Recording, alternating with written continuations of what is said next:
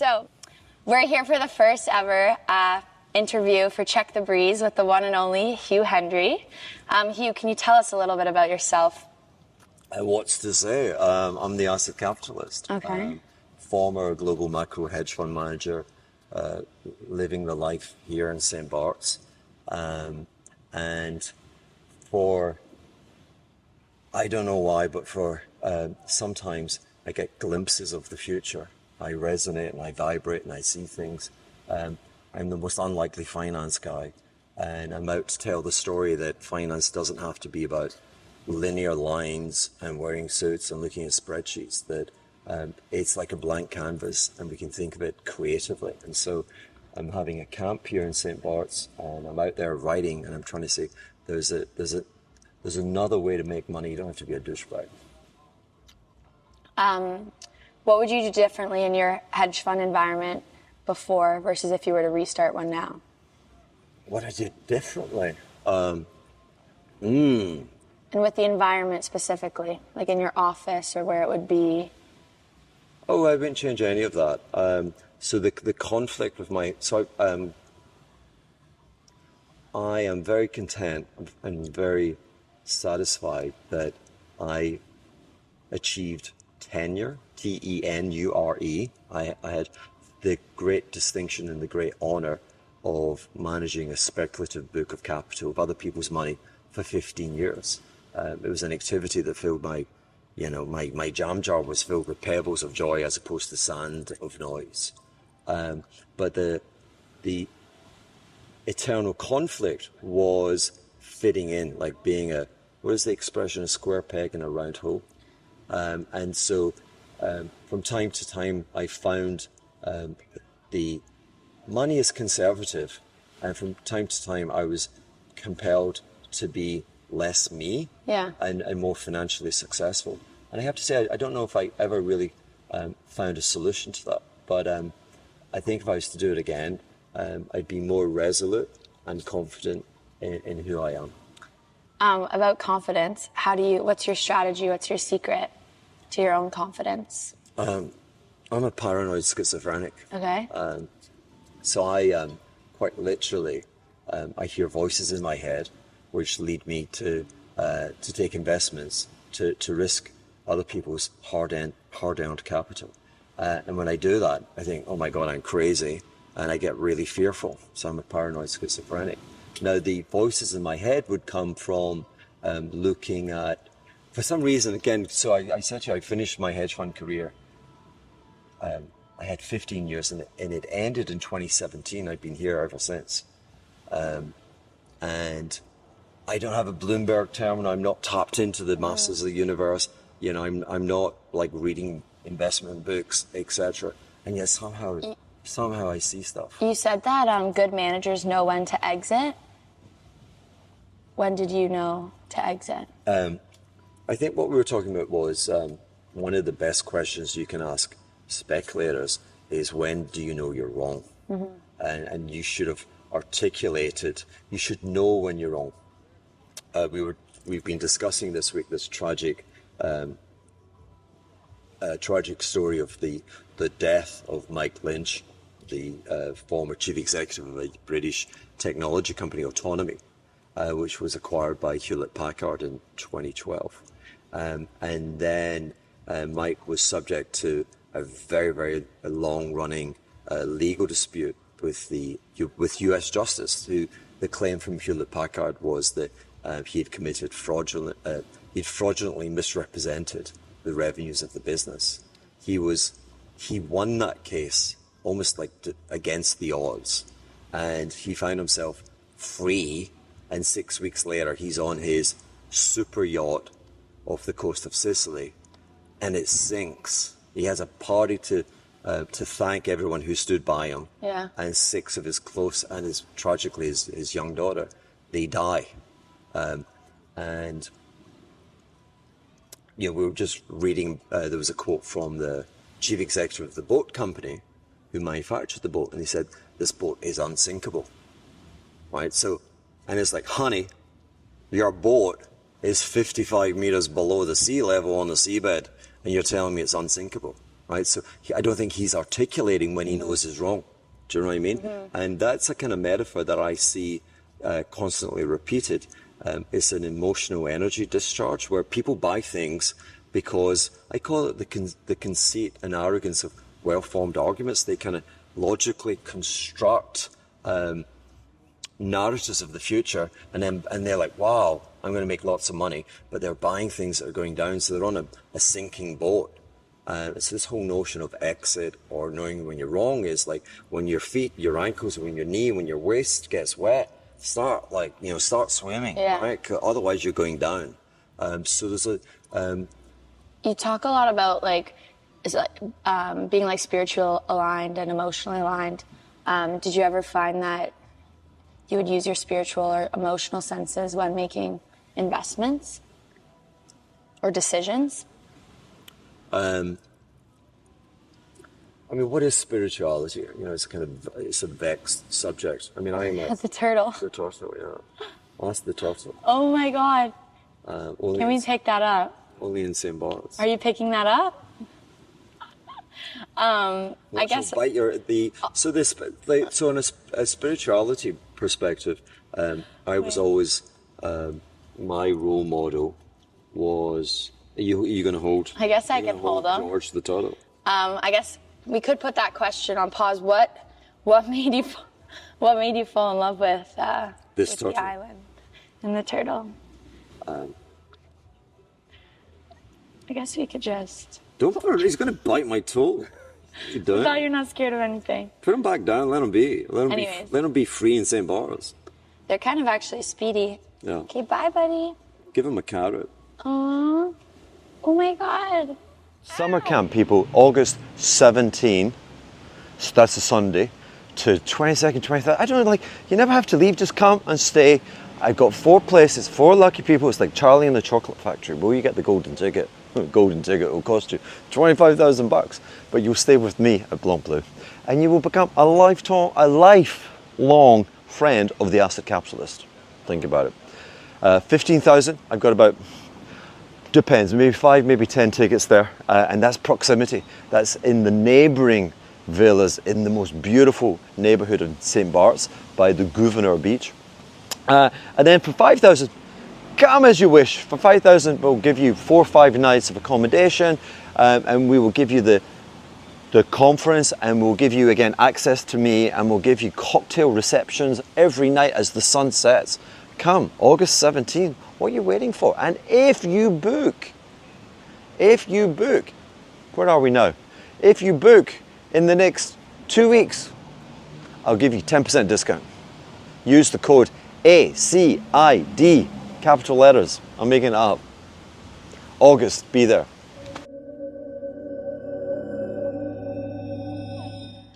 Okay. So 2 things: spirituality, and I was going to say that I, as an investor, I was an existentialist, and the 3 tenets of my belief, and I accept everyone has their own, but my operating system was that I believe that God is dead, that there are no rules, and you're on your own, okay, and an extension of that would be that I was the author and the architect of all of my failures. It wasn't on someone else. It wasn't the investment bank. It wasn't like I wasn't unlucky. It was me. Mm-hmm. And likewise, I was the author and creator of all of my gains. So, but it's on me, right? There's not a divine spiritual power that's going to redeem me. Now you asked in terms of why St. Barts. Yeah. I mean, the obvious answer is get out of here. Yeah. You know, like St. Barts is the most dope place in the world. What made you fall in love with the island? So it's, where are we? We're in the Caribbean. Yeah. I hate the Caribbean. Mm-hmm. Okay. And again, it's another tenet of my universe. I'm always drawn to paradox and irony. Okay. So here I am. I'm devoted my life to living in the Caribbean. I hate the Caribbean. Yeah. So explain. This is the most dope place ever because I'm living essentially in Europe. I feel like I'm having a Europe summer I never had. Yeah, exactly. This is the best part of Europe. There's no crime, there's no tax, there's great infrastructure, there's beautiful ladies, beautiful people, beautiful restaurants, beautiful beaches. It's small, and between the end of December and the end of March, some of the most successful people in the world across all industries and creative endeavors, they come here. It's a pivot, it's a network, and it's a very powerful place. But in terms of reaching out and coming here, I devoted my life. This is my principal residence from about 2015, because I was emotionally and physically exhausted from investing. And what I want to explain by that is your brain there's no window at the back of your head like looking out and like surveying what's happening. Your brain is dependent on these voices in your head, these messages, telling it, giving it a report on what's happening. And for me, I was always contrarian and against the grain. I just wasn't the other guy. And so when people made money, I lost money. When people lost money, I made money. But predominantly people make money. And so a lot of the time I would be saying to myself, I'm dead. I am this was Mortal Kombat. They're coming to get me. This is the end of my life today. And my brain would flood me with, the fight or flight. And you would be flooded with what are inherently rather toxic natural chemicals within the body. And so I had to come to a place of great natural beauty. And there's something about great natural beauty which helps the mind heal. So I'm healing.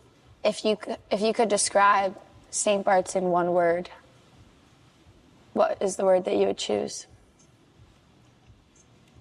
I'm going to use the word serendipity, because my journey to this island had pivot points. And I can only describe those pivot points as being events where it's hard to explain, but it was serendipity. Like good things happen. Like did good things happen because of the force of my nature, my character. I made them happen.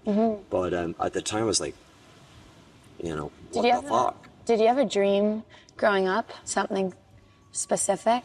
Because when I first met Hugh, when we were on Mercer Street in New York, I thought for sure, like, I was sitting beside, like, some sort of AC/DC, I don't even know all that hip, or that rock and roll. I was like, shit, I'm sitting beside a guitarist, a drummer, and I said, like, I didn't say, like, retired rock star, I said, like, resting rock star, because you were kind of giving me, like, oh, he's probably just, like, taking a break right now, or like, he's a pause. I thought for sure something like that. So I was wondering if like music or something like that was maybe a dream growing up. Music is an obsession. It's love language. I mean, AC/DC, I'm the fake Bono. So when I was, we've been doing the summer camp, the investment camp, and we're on stage. With about 4 or 5 people. And I went back into the character who used to manage money. And my friend here, this is the audience, Alex. I'm kind of like, you can see, I was a nightmare to work with because I can't sit still. I've got Tourette's. I walk around, I have my shoes off, and I interrupt people. I look at my phone. I'm like, I'm everywhere. I was too much of a disruption to the office. I worked from home before remote was the thing. And I would come in maybe late afternoon, and I'd come in because the voices in my head were compelling me to do something. And I'd come in to challenge my investment team. I'm like, I'm crazy. I just had this crazy idea. The crazy idea would be driven off of, I would sit and watch hours of charts of the corn price to the Nvidia price to the Japanese yen to, Indian 10-year bond yields. And I'd see I thought I could see patterns. And I tried to configure that with my understanding of how the world operates. And I'd conceive of something. But at the time, so I was spending like 6 hours in a dark space with these flashing charts And I was using I still use a system which was conceived and invented in the 17th century by Japanese rice traders. And I listened to music. In fact, so much was my joy for music, and I had a revelation back in 2005 that I became one of the largest investors in EMI. EMI is a huge publisher, and it had recorded artists. It had the Beatles, it had everyone. And there was a time when I had that investment. I had Warner Music. I was kind of tight with Edgar Bronfman Jr. And we were trying to get Edgar to take over EMI. EMI was run by Suits. And EMI, in my world, was trading like 4 standard deviations from my perception of reality. What are standard deviations? The perception of life is that we have something called a normal distribution. You'll see like a bell curve. And the bell curve is a representation of the probability of events or the clustering of occurrences. Just to get through some of these, did you ever have a mentor or someone that said something to you that kind of stuck with you when, like you're doing things that are out of the norm, but people are trying to kind of keep you in your box? Was there anything that was said to you or someone that supported you that kind of helped you fly out of that box? Yeah, for sure. Again, so that would take us back to pivot points in this notion of serendipity, which brought me here. And it was the worst day of my life, which turned into the greatest day of my life. I had moved to London. I was working in London for a big bank, and I was hating it. And the guy who hired me, I thought he was a moron.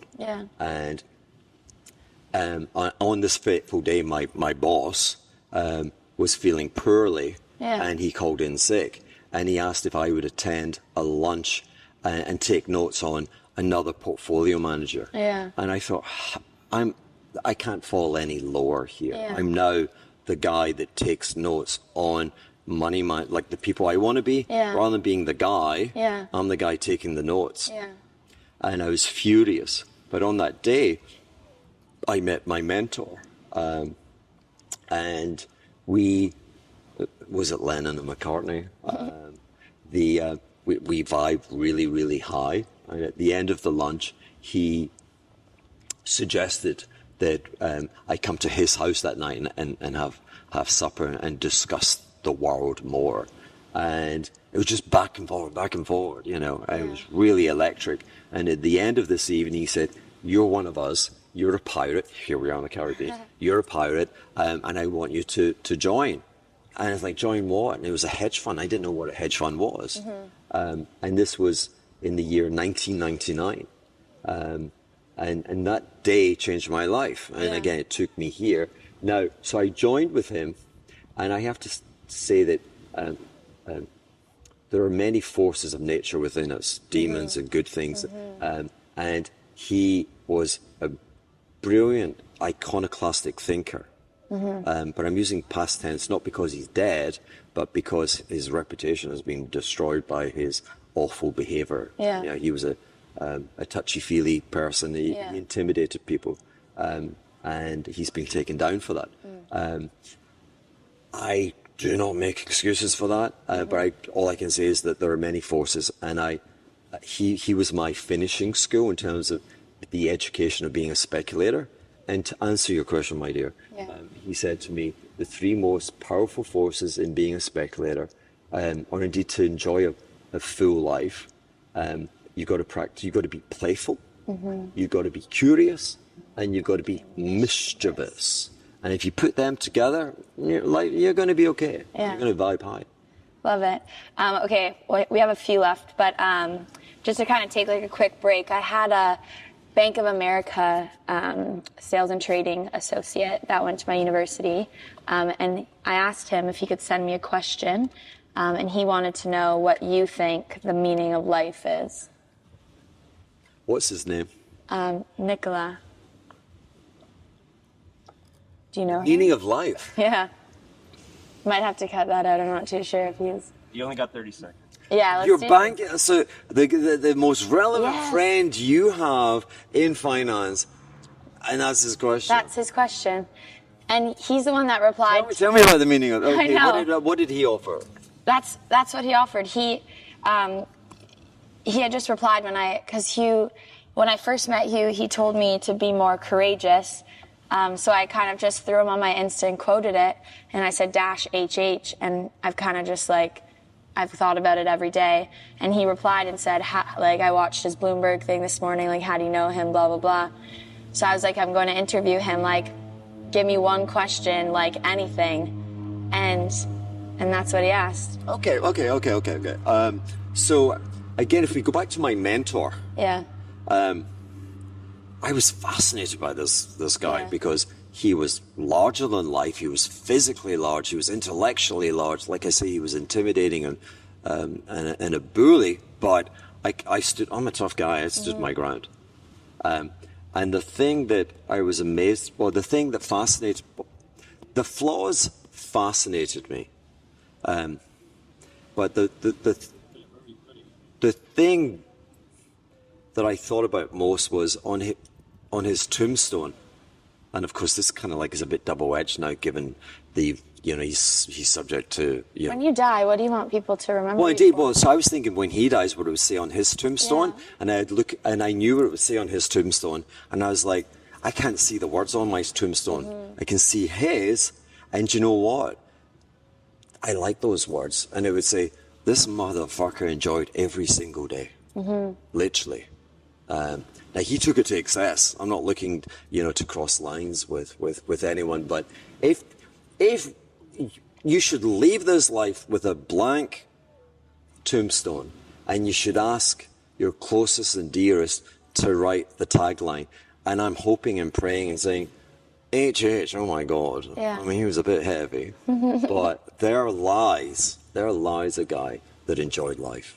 And I have to say, that's a new thing. I am the most joyous, I'm the best friend you can have today, but that was not always the case. And so, the meaning of life is it's gone in a flash. Yeah. And the other meaning of life, and this was actually, so it ends up being a good question, actually. Well done. What was it called again? Nicholas. Nikolai, yeah. Yeah, Nikolai. With a K. The speculation, you spend all of your time procrastinating and kind of trying to examine and largely living in the future. Conceiving, I was trying to conceive of contentious narratives that could go on and become an accepted belief system in the future. I've been kind of accumulating US Treasury bonds, long dated, for the last 18 months. And that was profoundly contentious as a posture. And I've got another 12 months, and I think over the next 12 months, and I can just see the belief system is beginning to change a little bit. And I think my contention will then become accepted. But to the point of the meaning of life, make sure you don't devote too much of your life and you find yourself stranded in the future, because now it's all about now, and now should be blissful. I love it. Okay, last question. Okay, so pick a number in between 1 to 5. And I guess just for viewers, Hugh, I guess, would you call yourself a hotelier with Maison Blanc Bleu? I just call myself a happy person. I'd call myself the Great Gatsby. You were at the party last night. Yeah, you were. Someone actually mentioned that. They said, he's kind of like Gatsby. And I was like, it was Eric. And I was like, you know what? You're right. Hell of a there's DJ too. A hell of a DJ. I think there's a lot of potential for the future of gatherings. Yeah, which is we have ultimately those community. But hotelier, so I have a Great Gatsby beautiful house. Yeah. I'm gloating, but it's a fact. You've been there. You can't say anyone that has stayed there, or it's a billionaire type place. Yeah. And very successful people, and Hollywood people, and sports stars, and everyone. Would you welcome anyone, or is there anyone specifically that you kind of wouldn't let stay? I mean, you don't want douchebags, Yeah. but it's a very, very expensive property, and if you pay the money, you can stay, and we'll take care of you. But so the villa's for rental, so hotelier, whatever. But it's a beautiful house. So pick a number 1 to 5. I've done that. What? I did that. Oh, sorry. What number did you choose? What 1 to 5? Tell me. Why? 1, 2, 3, 4, 5. Before I commit myself. It's just 1, 2, 3, 4, 5. And what are you going to do with that number? It's just a question. It's nothing wrong. Okay, There's no meaning to it. Okay. What is the meaning of life? Number 3. Okay, 3. So if you could have 3 people, dead or alive, stay at Maison Blanc Bleu with you for a week, who would you choose? Jesus. And it can be anyone, dead or alive. 3 people. Yeah, I'm gonna cheat. I'm gonna say, so what's on a similar wavelength, and we were talking about being trapped in the future and time. My life is my professional life's been about professional time travel. Yeah. Yeah, seeing the future and coming back, and then investing in today. So if we could invent a time machine and I could go back, Yeah. and I could go back and find these 3 people to hang with, Yeah. you think of the wide expanse of time, how far back we could go, and how rich and diverse human history is. I'd step into that time machine and I'd step out almost immediately, because I'd be going back to 1970, and I'd be going back to that Villa Nelcott in the south of France, where the Rolling Stones recorded Exile on Main Street. If you offered me any point in time where I could have spent a day, an hour, a week, I think it would kill me if I'd been there for a month. I'd be there and I'd be vibing, with the Rolling Stones. So you would say that's who you would invite to... I'm giving you a villa, I'm giving you a French location, and I'm giving you there are 4 members of the band, so it'd be there, yeah. Okay. I guess last question would be, if the entire world was watching right now... I thought they were. They are, but if there's a message that you could say that would create more of a sustainable world, what would you want everyone to know? Don't believe the hype.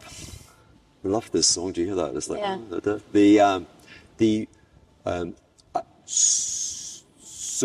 with the camp that we're hosting here, extraordinary people have come, and I was speaking to one of the extraordinary members last night, and he told me something extraordinary. So the whole global warming.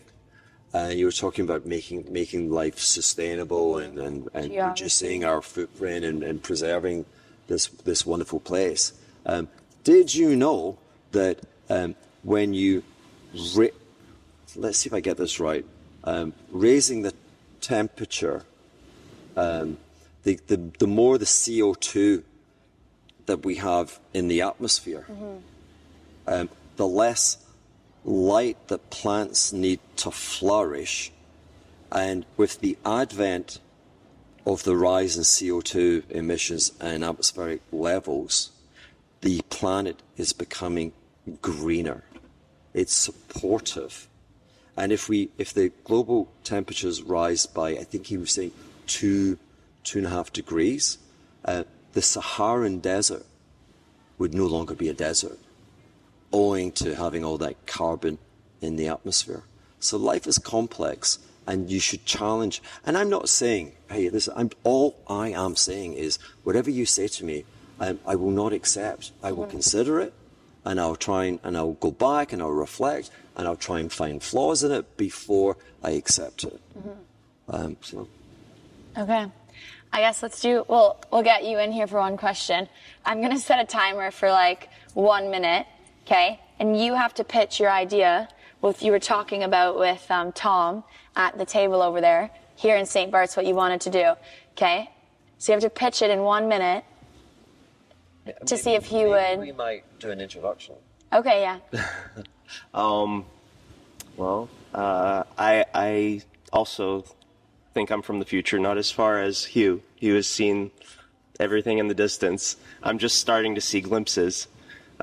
He does that to people. It's very infectious.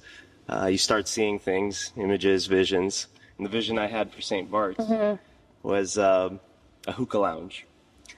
And it would be wonderful. You would see the sea. There would be clouds wafting People would be talking. The thing that got me interested in hookah lounges is when I was in the Middle East, it's very popular there as a cultural hub for people to get together and talk. And Power of conversation. That's right, and nicotine is an amazing drug. It allows people to, it stimulates the mind, it gets people talking and thinking. And the important thing that I learned is a lot of times people will hold back and they won't say what they're thinking because they're not sure or they don't want to offend. And one thing nicotine does is it kind of gets you to talk. It gets you to put it out there. And I find that when you talk and when you put it out there, that's when ideas start to mesh and come together. Yeah. And when you have people, you know, we're similarly minded coming and doing that and providing their different perspectives, that's when magic happens. And, you know, if I can piggyback off the meaning of life thing, I think the question itself is absurd because it's missing a component, which is, what is the meaning of life for you? And people think that there is some great meaning that everybody can find and that's it, right? And we should all strive for that thing. But the reality is, the more I talk to people, the more I start to see the future. What I see is that it's everybody has their own meaning. And when those things come together, that's when we create paradise. Somebody starts a hookah lounge. Somebody runs an incredible hotel. Somebody, you know, does media or teaches. And all of that in combination and in concert is the greater meaning. And having all of those things close, so we're all kind of close together. I love it here. St. Barts is something special. You know, so again, like, I think I've owned and invested in just about every company in the world. So when you say what do I call it, the Hookah lounge. Hookah lounge, there is one company which has like 85-90% global market share of supplying the tobacco for them, and it's quoted, I think, in Jordan, and has a big fat dividend yield. It's been a spectacular stock. But here we are in St. Barts and we're talking about hookah tobacco in Jordan, and that is, like, I think we're touching on that. That's the life is just friggin' extraordinary. And again, it's curious minds that are capable because they're mischievous and they're playful, and that's how you find stocks in Jordan. It's beautiful. Acid capitalism. Acid capitalism. Is there anything else you want to say? Any questions? Anything that you would tell me in general? If I was never going to see you again, what's something that you would tell me, or just knowing me as a young person, like 23, like what's some wisdom or something that you think that I should know that would guide me? The nothing is static, and there's a cyclical pattern in nature and life. So when I was 23, every asset was cheap housing, stocks, and no one owned them. And today, you being 23, every asset in the world almost is overvalued. Yeah. And everyone wants to buy them. And so again, the central message of like my acid capitalism is just don't be the crowd. The return on being everyone else is mediocre, but it can be lonely, and you're going to have people who are going to challenge you. But find your identity, and glow and glimmer with it, and it will take care of you. So, but it's hard being 23 today, in terms of it feels like the economic system is really stacked against you. It's never been. Life is always tough, but this feels like really, really hard in terms of accumulating wealth at these levels. So, just markets are like an American football stadium. There's like 100,000 people, and they're all standing up, and you're sitting down. Okay, can I add something to that? Yeah, please. I like that. So I'm probably, sometimes people say I look younger than I am, so I'm a bit older than you. So young. Okay. They don't say that to me, but I don't know. Yeah, well, I'll take it. But I would say that if you find yourself, and I especially notice this with people that are much younger, is if you find yourself in a crowd, whether it's in an idea or a place, and it feels crowded, double check your priors, double check your assumptions. what I find is a lot of times crowds tend to attract groupthink. Yeah. And that can be infectious in the wrong kind of way. And I know young people love to kind of come together and vibe in a similar way, but and that's great, and that's beautiful and magical, and it's all, I love being at festivals, I love being around people. But when it comes to ideas, you really want to feel like you're having to challenge people, or people are challenging you. There's an old, I don't know who the quote's attributed to, but somebody was worried about having their good ideas stolen. And his friend told him, don't worry, if the idea is good, you'll have to force it down people's throats. So if it's an idea that people are stealing, it may not be that good of an idea. I also heard someone say, no one can kind of do the idea the way that you can, so just like go with it and do it. Okay, yeah, like that's pretty much all I had to say. I do have a love section on my page, but I'm not going to go too deep into anything. But I just want to know, have you ever written a love letter before? Yes. I've got 3 children, 2 girls and a boy. And Okay. Okay, love. we have a That's Brandy. beautiful tradition whereby on someone's birthday in the family, each member writes them a poem, and we have dinner, and then we all recite the poems, and it's a recital of love. And it's a hard thing. Yeah, oh my God, I got to write this damn thing. Yeah. It's the most joyous and beautiful thing, and you're delivering pure love. So 3 times a year, I write love letters. And then that makes me think of Elvis Costello, and I write the book. Yeah. And this is amazing lyrics. What are the lyrics? God, it's back to that Victor Niederhoff, but every day I write the book. Chapter 1, I fell in love. Chapter 1, we didn't really get along. Chapter 2, I think I fell in love with you. So, boom, done. I love it. Are we done? Yeah, we're done. Zoom. We've got a DJ deck now to use. Let's go. Okay.